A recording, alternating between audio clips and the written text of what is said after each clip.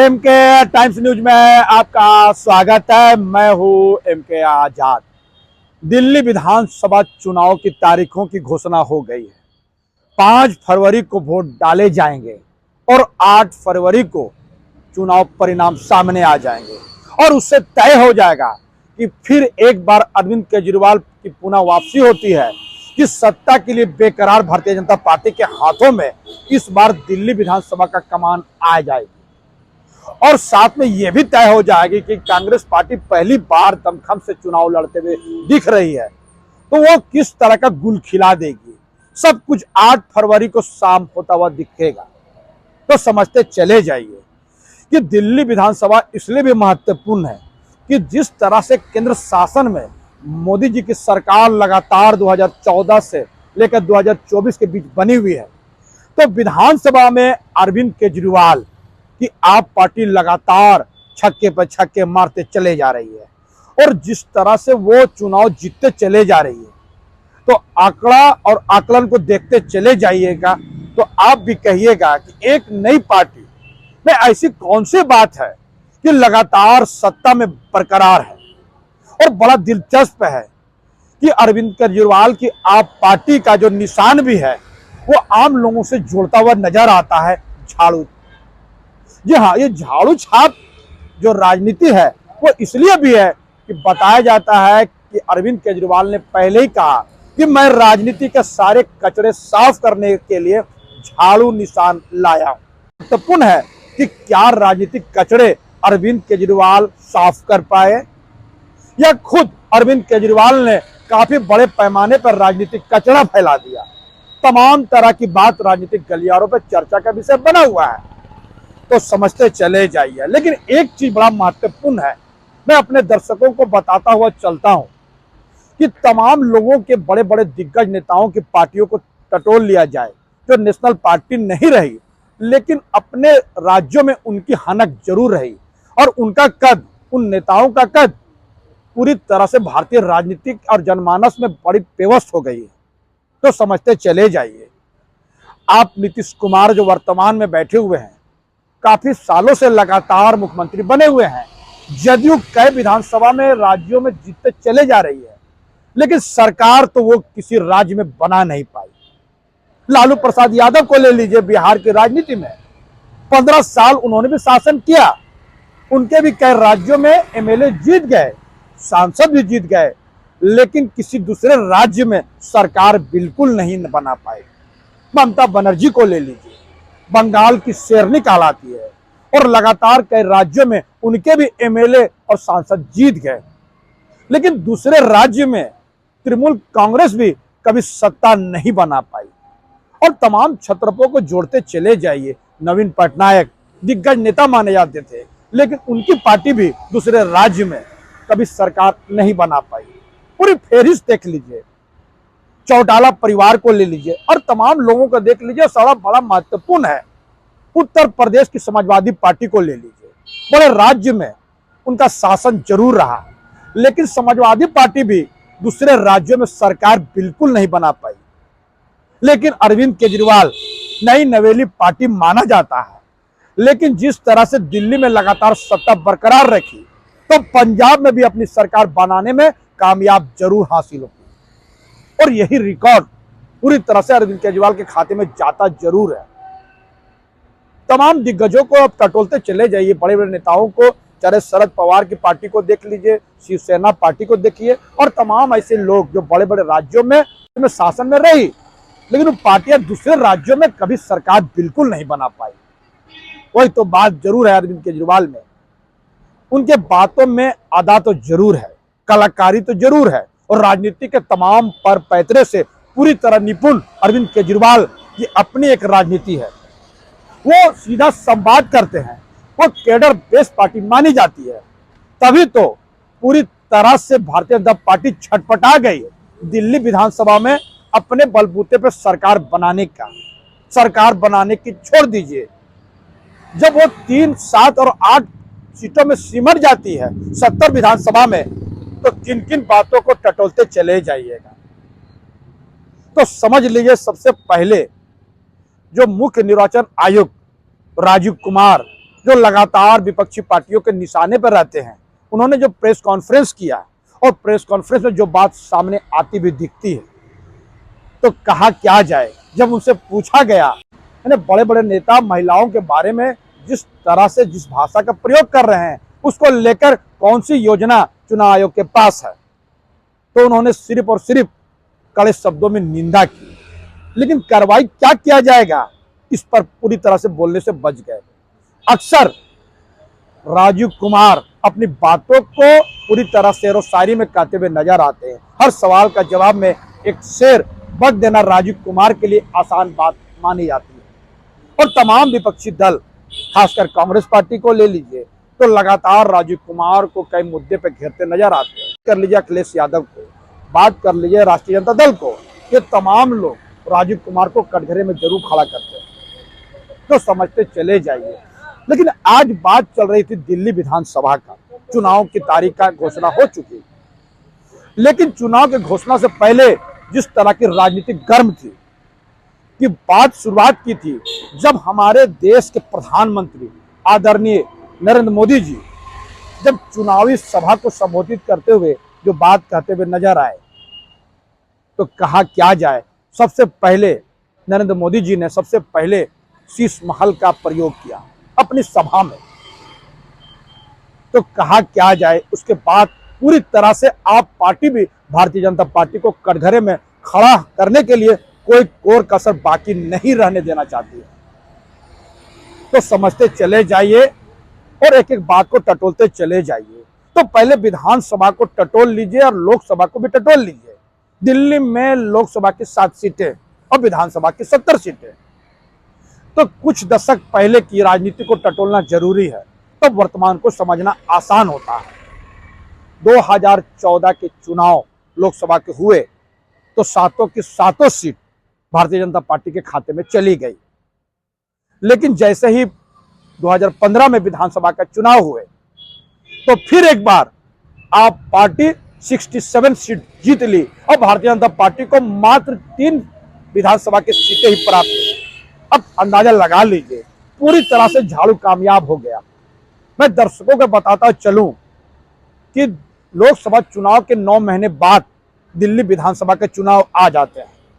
इसी बीच में लोकसभा और विधानसभा के बीच में चुनाव को लेकर जो बात सामने आती है, उसको टटोलते चले जाइए।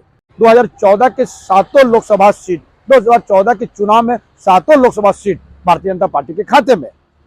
लेकिन जब विधानसभा के चुनाव 2015 में हुए, यानी 9 महीने के बाद हुए, तो 67 सीट आप पार्टी के खाते में और मात्र 3 सीट ही भारतीय जनता पार्टी के खाते में गई।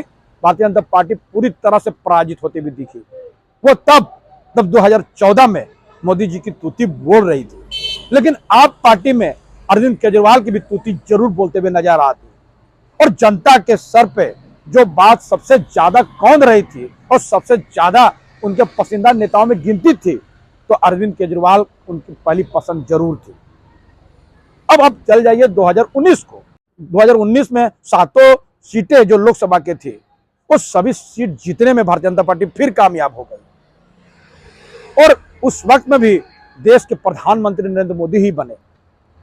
लेकिन ठीक 9 महीने बाद फिर चुनाव हुए 2020 में, तो फिर एक बार 62 सीट जीतने में आप पार्टी कामयाब हो गई। इस बार भारतीय जनता पार्टी को 5 सीटों का फायदा हुआ, यानी 8 सीट को जीतने में कामयाब हो गई। तो कहा क्या जाएगा। दिक्कतों के बाद भी याद कर लीजिए कि जब 2019 के चुनाव हुए थे, तो लोकसभा के 7 सीट भारतीय जनता पार्टी के खाते में, और विधानसभा चुनाव से पहले जिस तरह से अमित भाई शाह भारतीय जनता पार्टी के चाणक्य कहे जाने वाले हैं, उन्होंने कहा था कि इस बार विधानसभा की कमान उनके हाथों में है और वो अपने घर घर जाके पर्चा बांटने का अभियान चालू किया था और सब कुछ दिल्ली की जनता देख रही थी। अमित भाई शाह ने घर घर पर्चा बांटने का काम किया, लेकिन रिजल्ट सिफर रहा। तो समझते चले जाइए, अरविंद केजरीवाल का जादू दिल्ली के जनता के सर चढ़ के जरूर बोलती है। इसको कहने में गुरेज बिल्कुल नहीं करना चाहिए। तो समझते चले जाइए। और फिर एक बार 2024 का चुनाव संपन्न हुआ और 7 के 7 लोकसभा सीट फिर भारतीय जनता पार्टी के खाते में चली गई। और विधानसभा के एतबार में देखा जाए तो 52 विधानसभा सीटों में उनका प्रभाव जरूर रहा। और एक बार फिर 2025 5 फरवरी को चुनाव होंगे। आने वाला वक्त में पता चलेगा कि ऊंट किस कर बैठी है। तो समझते चले जाइए, कुछ बातों को टटोल लीजिए। तो संजय सिंह का उस बयान को दिखाऊंगा जो प्रेस कॉन्फ्रेंस के माध्यम से वो कहते हुए नजर आए, तो समझते चले जाइए। दिल्ली विधानसभा और लोकसभा को देख लिया जाए तो आप देख लीजिए पिछले दशक को, तो एक बात बड़ी स्पष्ट तौर से देख सकते हैं, करीब 18% स्विंग वोट ही वहां लोकसभा विधानसभा में सीटें तय कर देती है। सिर्फ 18% स्विंग वोट। दिल्ली में सत्ता किसकी रहेगी, लोकसभा में उनका परिणाम कैसा होगा और विधानसभा में कैसा होगा, ये तय कर देती है। इसलिए बड़ा महत्वपूर्ण है दिल्ली विधानसभा के वो 18% स्विंग वोट के बारे में, बड़ा महत्वपूर्ण है। लेकिन एक बात और महत्वपूर्ण है, भारतीय जनता पार्टी का भले ही 2015 के बाद जो 2020 में चुनाव हुए उसमें भले ही उनकी सीटें बढ़ गई, लेकिन वोट का परसेंटेज लगातार भारतीय जनता पार्टी का गिर रही है, जिस तरह कांग्रेस पार्टी का गिर रही है। और अब विधानसभा चुनाव में लगातार आप पार्टी के वोट परसेंटेज बढ़ते चले जा रहे हैं। यह बड़ा महत्वपूर्ण है। तो इसके पीछे जो तर्क बताए जाते हैं, राजनीतिक विश्लेषण अलग अलग बातों का विश्लेषण करते हुए नजर आते हैं। कहा जा रहा है कि फ्री बिजली, फ्री पानी, फ्री बस सेवा और महिलाओं के तमाम तरह के सुख सुविधाएं दिल्ली के जनता का दिल जीतने में अरविंद केजरीवाल जरूर कामयाब होते हुए दिखते हैं। मोहल्ला क्लिनिक की बात वहां के जनता करते हुए नजर आ रही है। और बार बार आप पार्टी खासकर दिल्ली के स्कूलों का और अस्पतालों का रोना जरूर होती है। आप पार्टी उसको लेकर पूरी तरह से एग्रेसिव नजर आती है। वो कहती है हमारे सरकारी स्कूल को देख लीजिए, जहां बैडमिंटन कोर्ट मिलेंगे, हमारे सरकारी स्कूल में स्विमिंग पूल मिलेंगे, हमारे सरकारी स्कूल में जो ब्लैक बोर्ड मिलते हैं वो तो प्राइवेट स्कूल को भी नसीब बिल्कुल नहीं। तो कहा क्या जाए, एक बार फिर आप पार्टी 2025 के चुनाव में अपनी किस्मत आजमाएगी। तो जो बात सामने आती में नजर आ रही है, यानी 2100 का तोहफा महिलाओं को देने की घोषणा पूरी तरह से एक बार फिर सुर्खियों में जरूर रही और कई तरह के सवाल खड़े हुए। तो समझते चले जाइए। लेकिन इस बार कांग्रेस पार्टी भी पूरी दमखम से चुनाव लड़ते हुए दिखती है। आने वाला वक्त में पता चलेगा कि वो मुस्तैदी कितनी कामयाब होती है और कितनी मुस्तैदी से कांग्रेस पार्टी चुनाव लड़ती है। लेकिन भारतीय जनता पार्टी पूरी तरह से पहले भी चुनाव में एग्रेसिव रही है और पूरी मुस्तैदी से चुनाव जरूर लड़ती है। इसको कहने में कोई गुरेज बिल्कुल नहीं करना चाहिए। तो चलिए, मैं शुरू में बात किया था कि शुरुआती दौर की सभाओं में जब हमारे देश के प्रधानमंत्री नरेंद्र मोदी ने शीश महल का बात किया था, तो अरविंद केजरीवाल के उस मकान के बारे में, जिसके बारे में बताया जाता है कि तमाम चीजों के बीच 65 करोड़ के खर्चे किए गए, इंपोर्टेड जो है पर्दे लगाए गए, इंपोर्टेड टाइल्स लगाए गए और क्या क्या चीज के बारे में पूरी तरह से बात बताई जा रही थी। आप पार्टी के सांसद संजय सिंह जो लगातार मीडिया को संबोधित करते हैं, आज सामने आए। तो जिन जिन मुद्दों को लेकर वो सामने आए, तो फिर एक बार राजनीतिक गर्म जरूर हुई। अब वीडियो के मार्फत देख लीजिए, समझ लीजिए और समझते चले जाइए वो कहना क्या चाहते हैं। तो उन्होंने कहा क्या, यह बड़ा महत्वपूर्ण है। अरविंद केजरीवाल के जो शीश महल के बारे में जो भारतीय जनता पार्टी आरोप लगा रही है कि उसमें एक छोटा बार है, उसमें सोने का कमोड लगाया हुआ है और क्या क्या आरोप लगाती है, तो आज मैं मीडिया बंधुओं को ले जाऊंगा, पूरी तरह से मीडिया बंधुओं को आज पूरी तरह उस शीश महल का दर्शन कराऊंगा और दिखलाऊंगा कि भारतीय जनता पार्टी कितना झूठा पार्टी है। और साथ ही साथ मैं आपको प्रधानमंत्री का जो राजमहल है उनके तरफ भी आपको ले जाऊंगा। मैं बताऊंगा कि क्या क्या चीज वहां लगा हुआ है। उसके बाद संजय सिंह ने जो बात कही बड़े दिलचस्प है और हैरान करने वाली है। उन्होंने कहा कि 2700 का महल, 2700 करोड़ का महल है और उस राजमहल में 6700 जूते हैं। किसके? तो प्रधानमंत्री नरेंद्र मोदी जी के, यानी 6700 अगर जोड़ी अगर जूते की हो तो बड़े दिलचस्प नज़ारे होंगे और बड़े हैरत में डालने वाली बातें। सिर्फ यही नहीं, वो ये कहते हैं कि 200 करोड़ का झूमर आपको राजमहल में देखने को मिलेगा और उसमें हीरे की नक्काशी की हुई है, तो समझते चले जाइए। सिर्फ यही नहीं, वो आगे भी कहते हुए हैं कि 300 करोड़ का कालीन है, जिस कालीन में सोने का तार का बना हुआ नक्काशी है। इन बातों में क्या सच्चाई है, ये तो कोई नहीं जानता। वो यही नहीं रुकते कि नरेंद्र मोदी जी के काफिले में 12-12 करोड़ के गाड़ियां हैं, और किन किन बातों को कहिएगा। 84 करोड़ के हवाई जहाज में तो उड़ते हैं, तो समझते चले जाइए किन किन मुद्दों को वो टटोलते चले जाएंगे। इंपॉर्टेंट पेन और चश्मे के बारे में भी जो इस तरह से बात की जा रही है, बड़ा महत्वपूर्ण है। तो कौन दिखलाएगा और कौन देखेगा? क्योंकि जैसे ही संजय सिंह और भारद्वाज जी उनके पार्टी के जब वहां से अपने ही मुख्यमंत्री के आवास जा रहे थे, तो वहां पर दिल्ली पुलिस के पहरे थे, किसी को आगे जाने की इजाजत नहीं थी।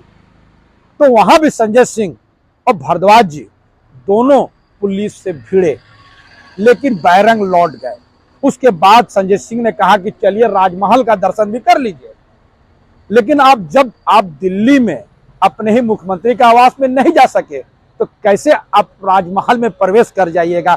जनता भी जानती है और मीडिया बंधु भी जानते थे, पहले ही रोक लिए।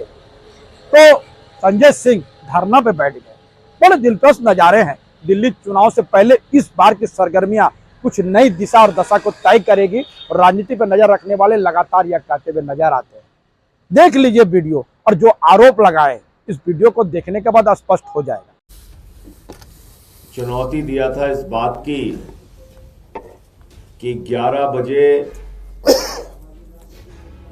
दिल्ली के मुख्यमंत्री का आवास, जिसके बारे में भारतीय जनता पार्टी पूरे देश में झूठ प्रचारित कर रही है, और मैं उसको भारतीय जनता पार्टी नहीं कहता, भारतीय झूठा पार्टी कहता हूं। इसीलिए कहता हूं कि इनका काम दिन रात झूठ फैलाने का है। तो पूरे देश में झूठ फैलाया गया। अरे मुख्यमंत्री के आवास में तो सोने की टॉयलेट बनी हुई है, मुख्यमंत्री के आवास में स्विमिंग पूल बना हुआ है, मुख्यमंत्री के आवास में मिनी बार है। तो आज आप लोगों के साथ चलेंगे और खोजेंगे कि वो स्विमिंग पूल कहां है, मिनी बार कहां है, कहां पर है सोने का टॉयलेट। पूरे देश को पता चलना चाहिए। भारतीय जनता पार्टी, भारतीय झूठा पार्टी का झूठ पूरे देश के सामने उजागर होना चाहिए। इसलिए आप लोगों के साथ अभी वहां पे चलेंगे। दूसरा, देश के प्रधानमंत्री जिन्होंने बड़े बड़े फैशन डिजाइनर्स को फेल कर दिया है, उनका राजमहल देखने भी चलेंगे। राजमहल के अंदर उनके 5000 सूट भी देखने चलेंगे, उनके 6700 जोड़ी जूते भी देखने चलेंगे। 200 करोड़ का झूमर जो लगा हुआ है, जिसमें हीरे जड़े हुए हैं, वो झूमर भी देखने चलेंगे। और सोने के धागों से जो बढ़िया डिजाइन करके 300 करोड़ की कालीन बनाई गई है, उसको भी देखने चलेंगे। 10-10 लाख रुपए की पेन का इस्तेमाल हमारे प्रधानमंत्री जी करते हैं, देश के राजा करते हैं, वो भी देखने चलेंगे पेन। और आप जानते हैं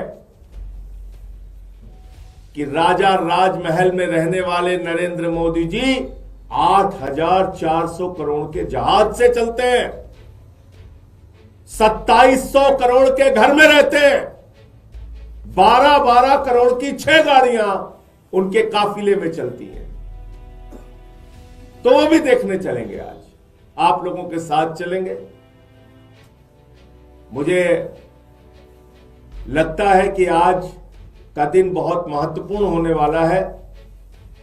पूरे देश के सामने सच्चाई आएगी, पूरा देश भारतीय जनता पार्टी की असलियत को जानेगा और आप सब भी जान पाएंगे कि वास्तव में झूठ क्या है और सच क्या है। मुझे इतनी बात कहनी थी। आपका कोई प्रश्न हो तो आप पूछ सकते हैं। एक सवाल सर ये है कि अभी जो आतिशी है सर वो किस आवास में रहती है, एक बार क्लैरिफाई कर दें। उनका वो अपने निजी आवास में रह रही है या कहाँ पर रह रही है?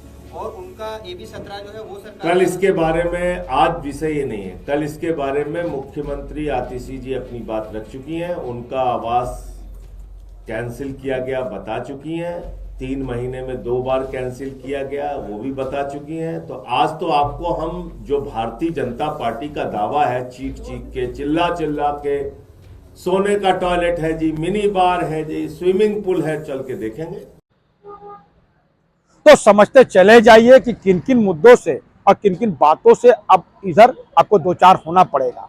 एक तरफ बिहार की राजनीति में नया नया आयाम जुड़ते चले जा रहे हैं और जिस तरह से शक का दायरा लगातार बढ़ते चला जा रहा है, अब मीडिया जगत लगातार खोजते चले जा रही है कि आज नीतीश कुमार अलग होंगे, कल नीतीश कुमार अलग होंगे, केंद्र सरकार रहेगी कि नहीं रहेगी। तमाम आशंकाओं को लेकर बिहार की राजनीति जरूर गर्म है, लेकिन दिल्ली विधानसभा में नई राजनीति इस वक्त में इस तरह गर्म हो जाएगी किसी ने अंदाजा बिल्कुल नहीं लगाया। हमारा छोटा सा विश्लेषण आपको कैसा लगा अपने कमेंट्स में जरूर कमेंट्स करें और जिन्होंने अभी तक हमारे न्यूज़ को सब्सक्राइब नहीं किया उससे विनम्र निवेदन है सब्सक्राइब जरूर कर दे। जोहार।